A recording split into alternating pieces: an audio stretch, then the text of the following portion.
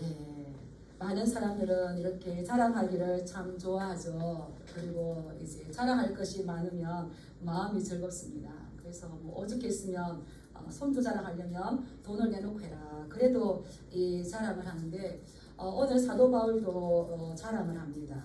그런데 사도 바울의 오늘의 이 자랑은 조금 다릅니다. 마음이 즐겁거나 좋아서 하는 자랑이 아니라 정말 이 자랑은 안 하고 싶은데 어쩔 수 없이 또 이것을 안 하면 안 되겠기에 지금 오늘 자랑하는 그 본문이 오늘 이제 이 11장 우리가 읽은 본문의 말씀입니다. 본문 말씀이 배경이 되는 고린도 교회는 어떤 교회입니까? 바울이 개척한 교회죠. 예, 브리스길라와 아굴라 부부와 함께 1년 6개월 동안 그것도 자비량으로 열심히 수고하여서 세운 교회였습니다.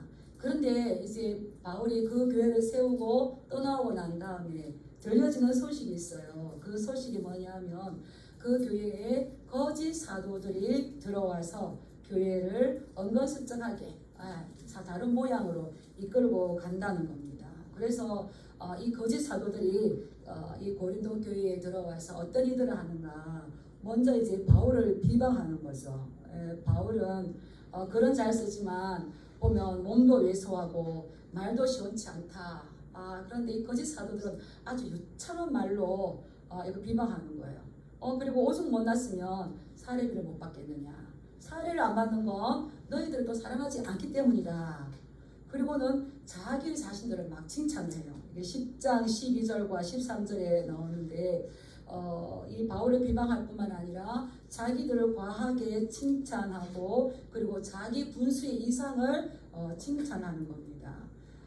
그리고 또한 이 복음을 전하지 않고 다른 복음, 다른 예수, 다른 영을 전하는 거예요. 11장 이 4절에 보면 그래서 이 온전한 하나님의 말씀이 아니라 다른 예수를 전하고 다른 영을 전하고 다른 복음을 전하는 게 뭐겠습니까? 영적 가라지를 뿌리는 거죠.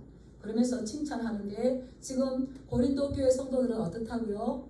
너무 유창하기 때문에 그 말에 쏙 들어가는 거예요. 그래서 이 바울이 한번 이야기를 합니다. 10장 18절에 보면 우리가 읽은 본문 11장 위에 나오는데 이렇게 말합니다. 옳다 인정함 받는 자는 자기가 자기를 칭찬하는 자가 아니요 오직 주께서 칭찬하시는 자니라. 우리는 다 하나님 앞에 옳다 인정함 받기를 축복합니다. 예, 여기서 말하는 옳다 인정함 받는다는 건 시험을 통과한 자에게 주시는 하나님의 인정인 거예요. 우리가 어떤 정품을 만들어낼 때에 많은 시험을 통해서 이게 정품이다 이렇게 나오는 거죠. 그런 것처럼 이 옳다 인정함을 받는다는 것은 그냥이 아니라 여러 가지 많은 시험을 통해서 그것을 통과하는 자에게 예수님께서 주시는 건데 지금 이들은 어떻습니까? 자기가 자기를 칭찬하고 자기 분수 이상을 칭찬하는 거예요.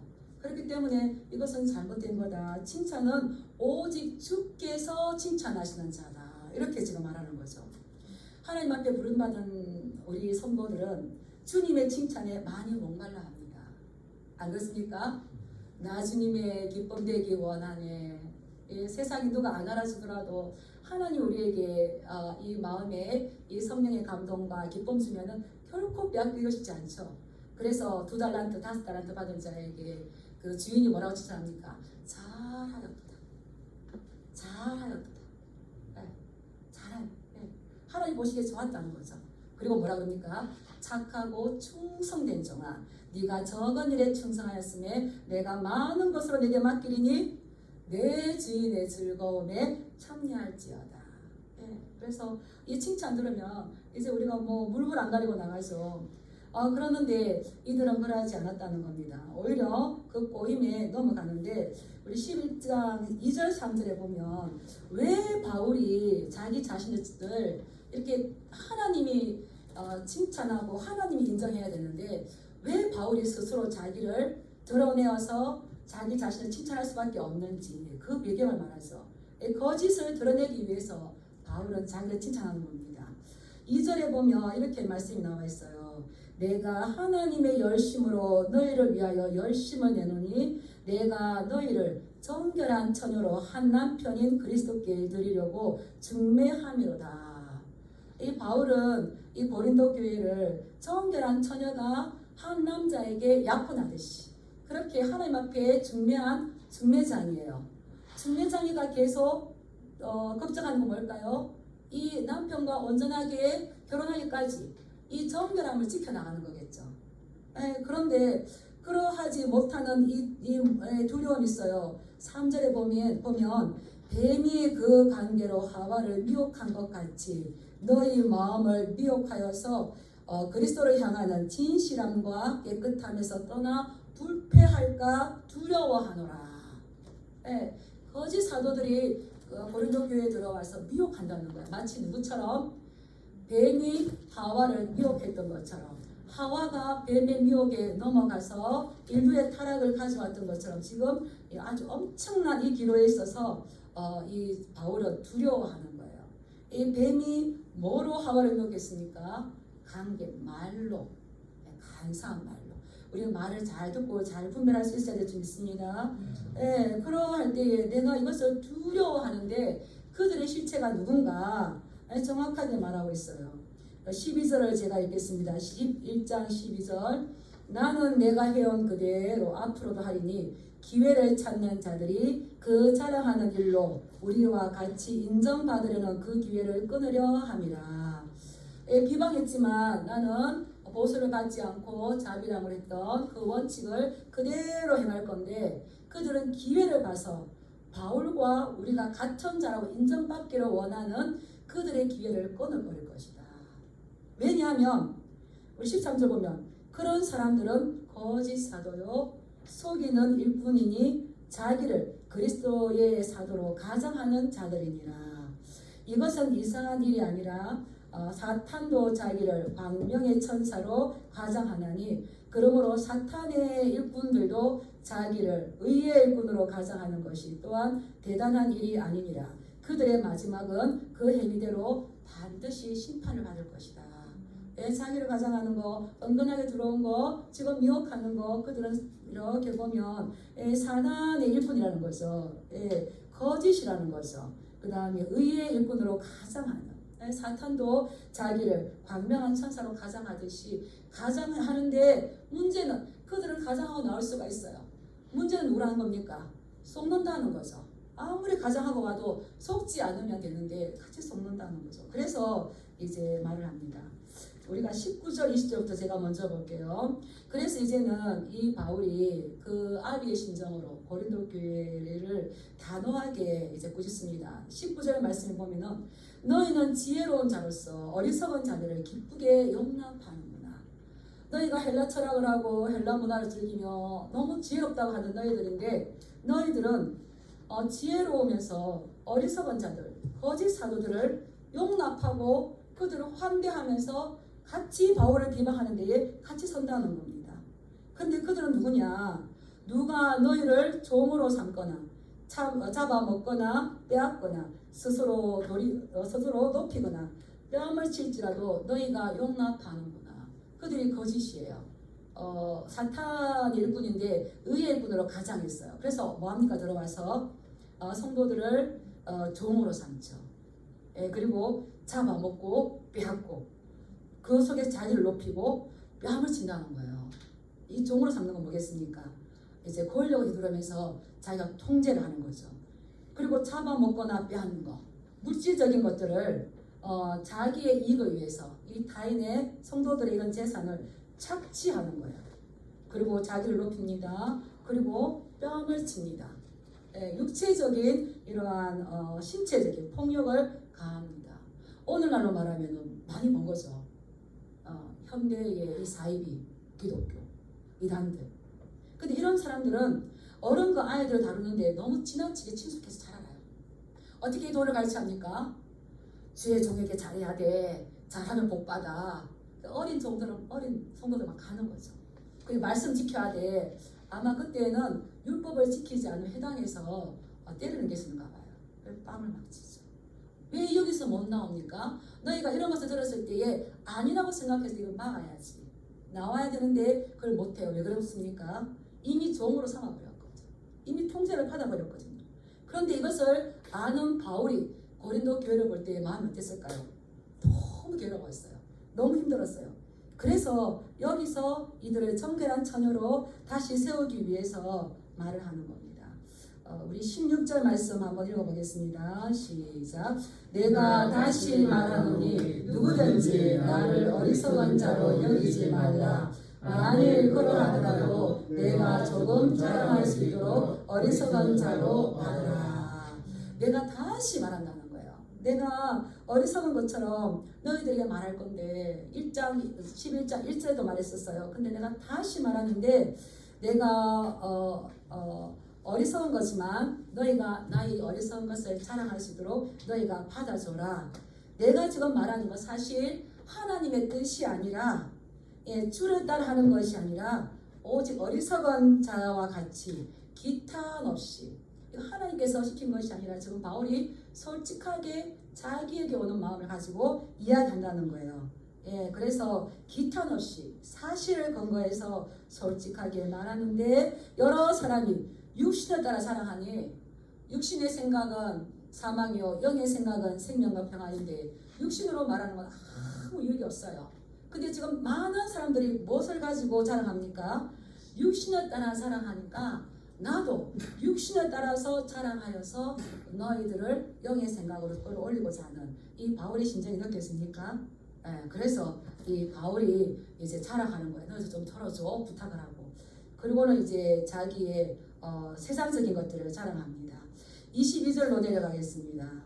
22절 보면 바울이 자기의 혈통을 자랑합니다. 그들이 히브리인이냐 나도 그러하며 그들이 이스라엘인이냐 나도 그러하며 그들이 아브라함의 후손이냐 나도 그러하며 바울은 뭐라고 했습니까? 나는 히브리인 중에 히브리인이다. 자기들이 가장 중요시하는 히브리인이고 이스라엘이고 아브라함의 후손이냐 나도 아브라함 후손이죠. 이것 지금 자기의 혈통을 자랑합니다. 그들이 그리스도의 일꾼이냐 정신없는 말을 하거니와 나는 더욱더 그리스도의 일꾼이다. 여기에다가 바울이 더 신이 나가지고 너희 학문이 어떠냐 나는 가말리엘 문화생이다 이렇게 하고 나면 어떻습니까? 이 바울의 탁월함에 거짓 사도의 이 탁월함은 비교할 수가 없이 되는 거죠. 그러고는 이제 이 바울은 그들이 그리스도의 일꾼이냐 정신없는 말 내가 지금 자랑하는 게 이게 아닌 것 같은데 그래도 너희들 때문에 하는 말 정신없는 말 미친 말 같지만 나는 더욱더 그리스도의 일꾼이다. 그러고는 자기 수고함을 이야기하는 거예요. 23절 밑에 보면 내가 수고를 넘치도록 하고 옥에 갇히기도 하고 더 많이 옥에 갇히기도 더 많이 하고 매도 수없이 맞고 여러 번 죽을 뻔하였으니 앞에서는 육체적인 자랑이 같습니다. 그런데 여기서부터 나오는 바울의 자랑은 어떻습니까? 이제 다르죠. 다른 겁니다. 그래서 내가 수고를 넘치도록 하고 옥에 갇히기도 더 많이 하고 매도 수없이 맞고 여러 번 죽을 뻔하였고 이게 무슨 말이겠습니까? 이 바울은 전도 여행을 할 때에 복음을 전할 때에 어디를 가든지 생명의 위협, 죽음의 위협을 느꼈다는 거예요. 그리고 그것을 구체적으로 말합니다. 우리 24절 한번 읽어보겠습니다. 시작. 유대인들에게 40에서 하나 가만매를 5번 맞았으며 유대인들은 누굽니까? 동족에게 40에서 하나 가만매를 몇 번 맞았다고요? 5번. 이 매는 굉장히 심합니다. 이것은 어디를 근거로 해서 유대인이 이 형벌을 가하냐면 신명기 25장에 나오는 말씀이거든요. 그래서 악인에게 태형이 합당하면 재판장은 그를 엎드리게 하고 그 앞에서 그의 죄에 따라서 수를 맞추어 때리게 하라. 죄를 지었으면 수를 맞춰서 하는데 10대도 아니고 20대도 아니고 30대도 아니고 끝까지 40대까지 다 가는 거예요. 이거를 5번 맞았어요.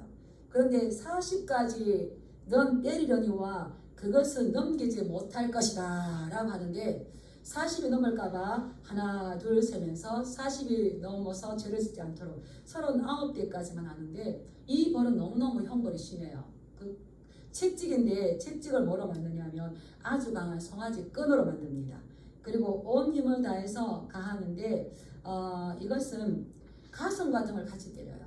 그래서 가슴에 13대, 등에 26대 이렇게 하는데, 이렇게 채찍을 있는 힘을 다해서 맞을 때에 너무 그 고통이 심해서 어떤 사람은 대변을 하기도 하고 어떤 사람은 배뇨를 하기도 하고, 이런 것을 이 바울은 복음 때문에 내가 자랑할 거 이거 5번이나 맞았다.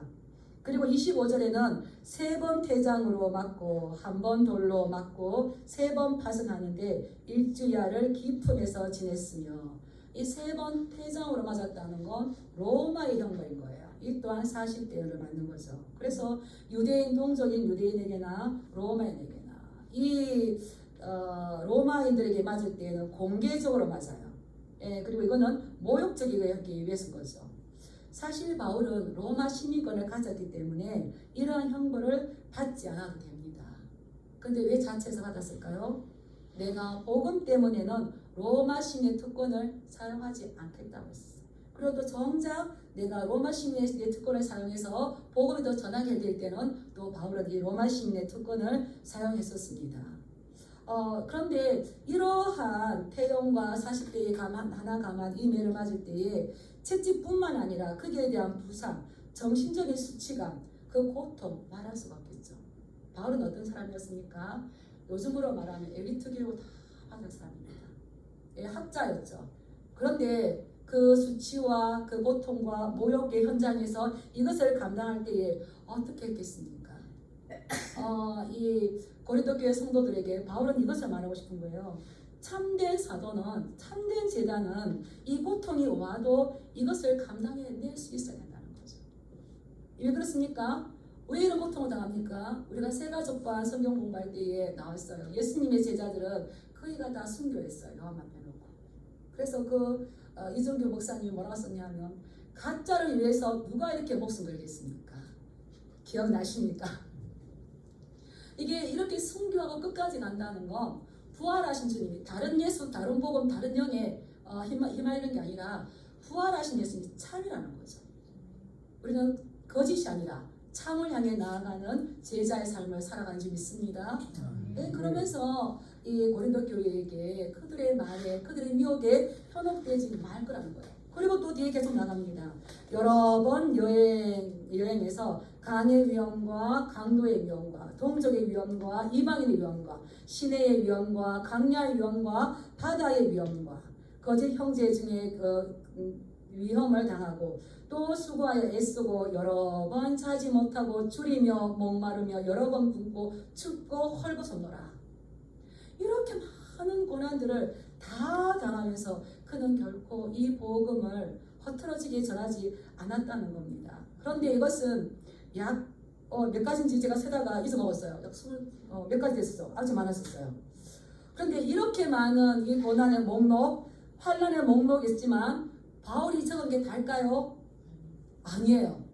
바다의 위험과 나오는데, 바다의 위험은 유라굴로로 맞았던 거는 이걸 쳤고 난 다음에 맞았던 거예요. 그러니까 계속 40대의 하나 감함매를 한 번 맞고, 2번 맞고, 3번 맞고, 4번 맞고, 5번까지 이골이 날 정도로 이렇게 맞았다는 거예요. 그래서 이렇게 자기의 환난 목록을 적기 전에 고린도후서 1장 8절에서는 뭐라고 말하냐면요, 형제들아, 우리가 아시아에서 당한 환난을 너희가 모르기를 원하지 아니하노니 힘에 겹도록 심한 고난을 당하여서 살 소망까지 끊어졌대. 차라리 내가 이렇게 고난 당하느니, 차라리 내가 수치를 당하느니, 이렇게 모욕을 당하느니 내가 죽었으면 좋겠다. 차라리 빨리 하나님 앞에 가는 게 좋겠다. 이 살 소망까지 끊어져 가지고 우리 자신이 사형 선고를 받는 줄 알았어요. 그래도 하나님이 또 살리시고 또 이렇게. 그런데 이 바울의 해석을 보면 기가 찹니다.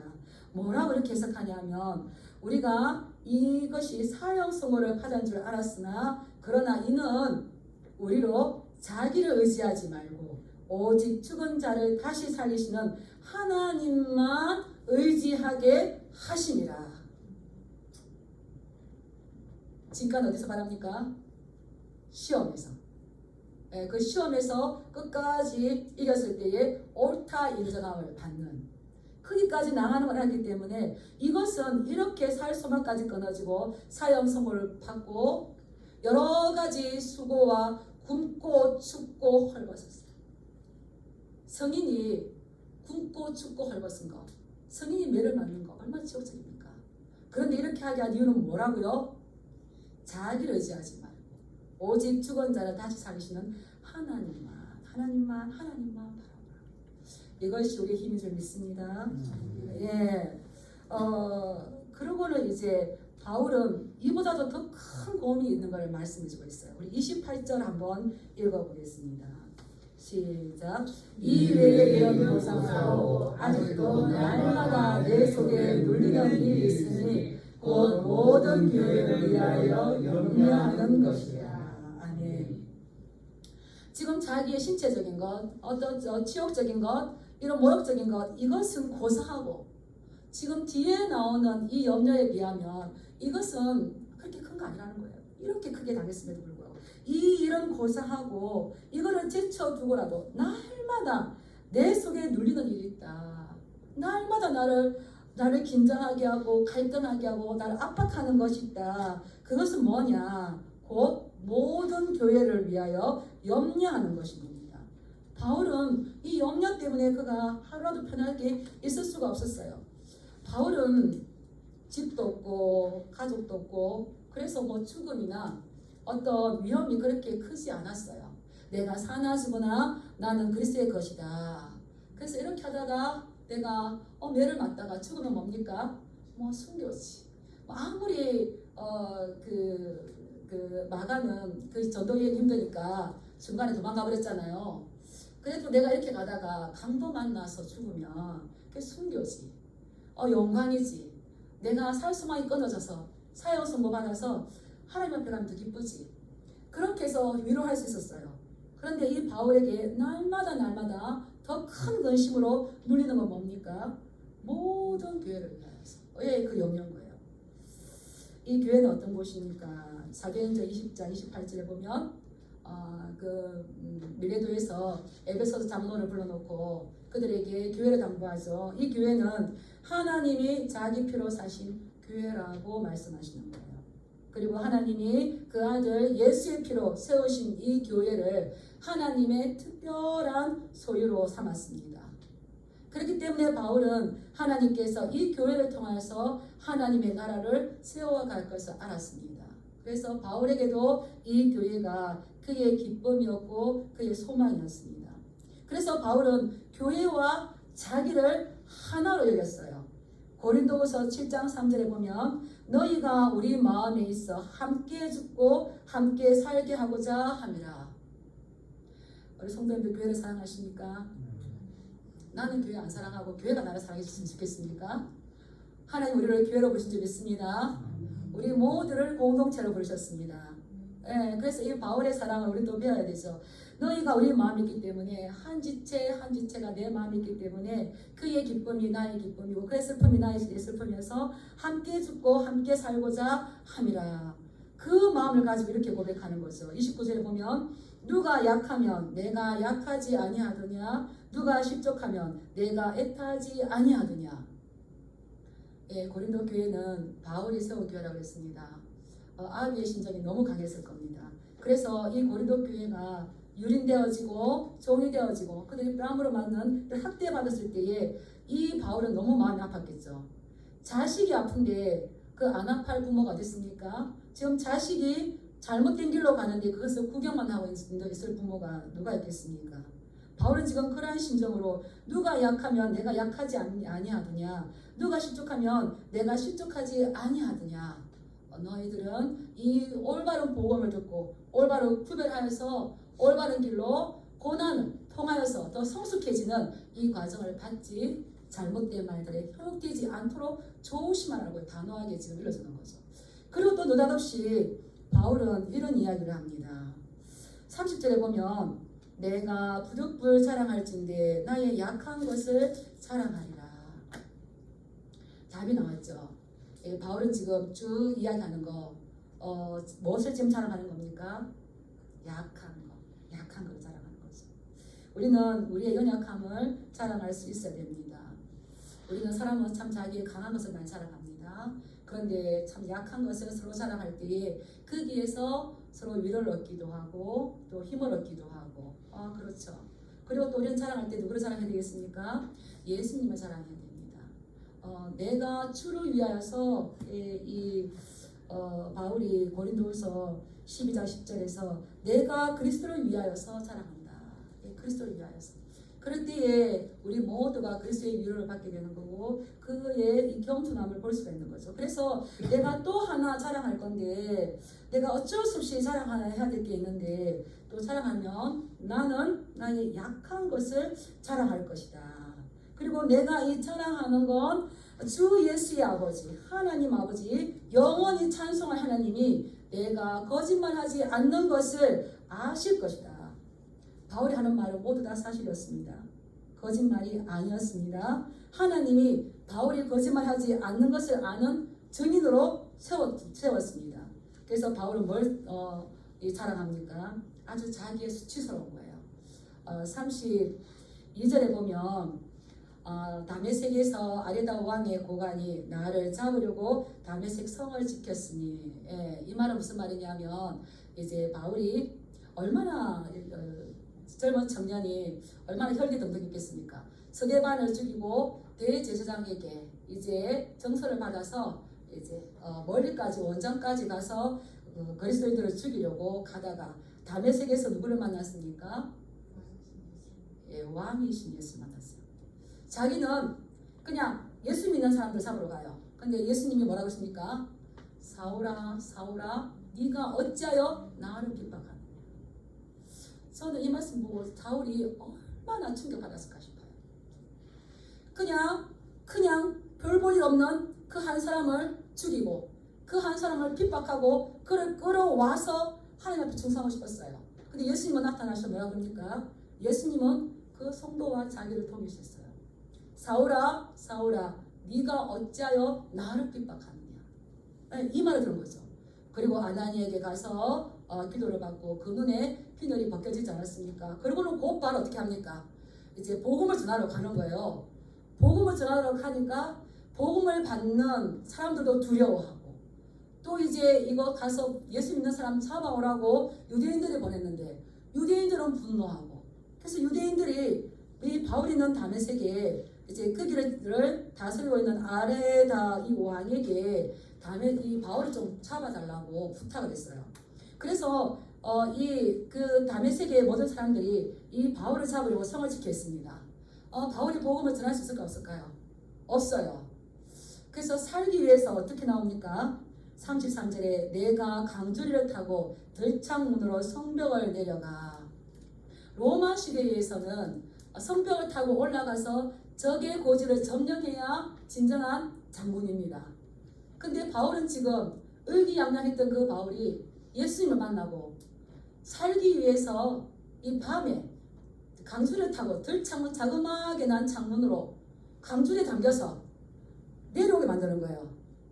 이게 자랑입니까? 수치입니까? 이게 수치인 거예요. 특히 남자로서는 말할 수 없는 수치인 거죠. 그런데 뭐라 그럽니까? 이것을 자랑하는 거예요. 우리가 예수님 안에 있으면 우리의 연약함, 우리의 약함 그것을 가지고 하나님께서 우리를 어떻게 위로하시고 어떻게 우리를 마음을 만지셨는지 이것이 우리의 자랑이 되는 줄 믿습니다. 우리 연약함들이 자랑인 거예요. 그래서 이것을 할 수 있었던 건 바울의 가치관이 바뀌었기 때문에 우리 오늘 장로님이 가치관이 바뀌게 해주세요. 그전에는 강해야 되는 줄 알고 했었는데 영적인 눈이 다시 뜨이고 눈의 비늘이 벗겨보니까 내가 예전에 강하게 느꼈던 거 아주 좋다고 했던 이 모든 거 이거를 뭐로 여긴다고 했습니까? 배설물같이 그러나 내가 어떠한 수모와 수치와 고통과 환난과 핍박을 당했지만 이것이 예수님 안에 있었으면 이것은 예수님을 아는 것이 가장 고상하기 때문에 이게 가장 고상하다는 것을 알았다는 겁니다. 많이 약함을 부끄러워하지 마시기 바랍니다. 우리 강하면 사실 죄를 많이 지어요.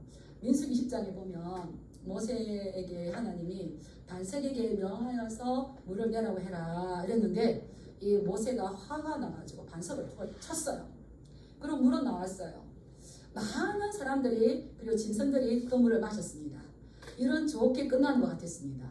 그런데 모세는 또 청천벽력과 같은 소리 들립니다.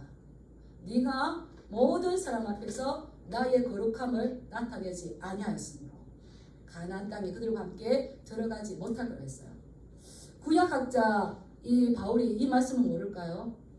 아는 거죠. 우리가 끝까지가 얼마나 중요한지. 그래서 이 바울은 자기의 이 약함을 붙잡았습니다. 이 약함을 붙잡는 것이고 주님을 붙잡은 것이기 때문에 이 약함은 은혜입니다. 약하기 때문에 기도합니다. 그게 뭐가 되겠습니까? 능력이 되는 거죠. 약하기 때문에 하나님 앞에 나갑니다. 거기서 뭘 나누게 됐습니까? 성령님을 통해서 하나님의 비밀한 것들을 나누는 통로가 됩니다. 그래서 고린도후서 2장 12장 10절에 그러므로 내가 그리스도를 위하여 약한 것들과 능력과 궁핍과 박해와 공고를 기뻐하노니 예수님께서 말씀하셨죠. 기뻐하고 즐거워하라 너희 상이 큼이니라. 하나님 나라 하늘의 상급을 사모하시기 축복합니다.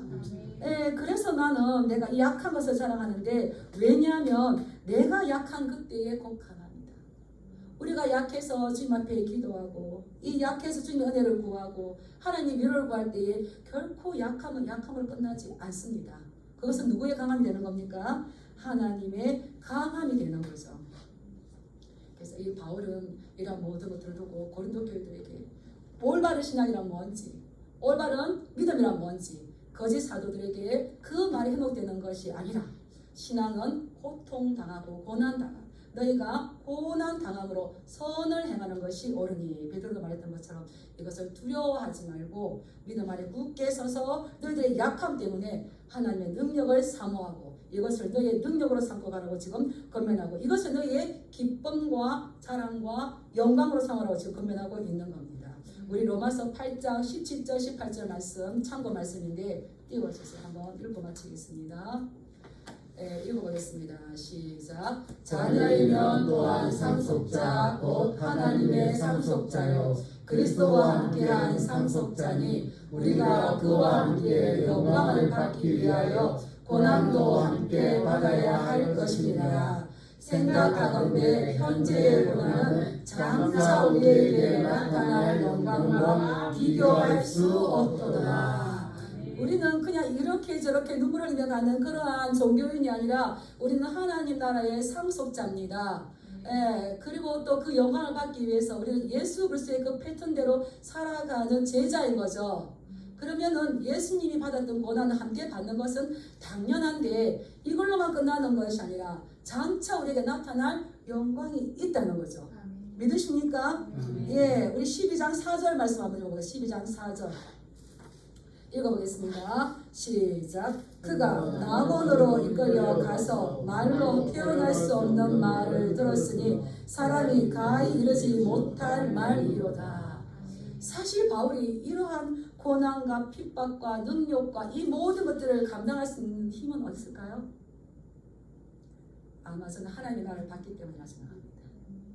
이미 환상 가운데서 이루 말할 수 없는 가히 말로 표현할 수 없는 그 아름다움의 하나님을 받기 때문에 현재 고난 70여 강건하면 80이 잠시 왔다 가는 이거 영원한 거에 비하면 그냥 하나의 점과 같은 이 삶 아무것도 아니라는 것을 느끼기 때문에 그래서 우리는 끝까지 우리의 삶을 투자해 나갈 때에 어디다가 투자해야 되는가 장차 나타날 영광에 비한다면 지금 우리가 다 받는 이 고난은 아무것도 물론 크죠. 그러나 그 가치관이 바뀌면 하나님께서 우리를 더 큰 은혜 가운데로 나타날 영광 가운데에 우리도 같이 하나님의 영광을 누릴 수 있는 그날이 분명하게 올 것을 기대하고 있습니다. 우리가 당하고 있는 이 어려움들 이런 것들 하나님 앞에 기도하면서 주님의 강함으로 우리의 심령을 채우시고 끝까지 승리하시길 주님의 이름으로 축복합니다. 기도하겠습니다.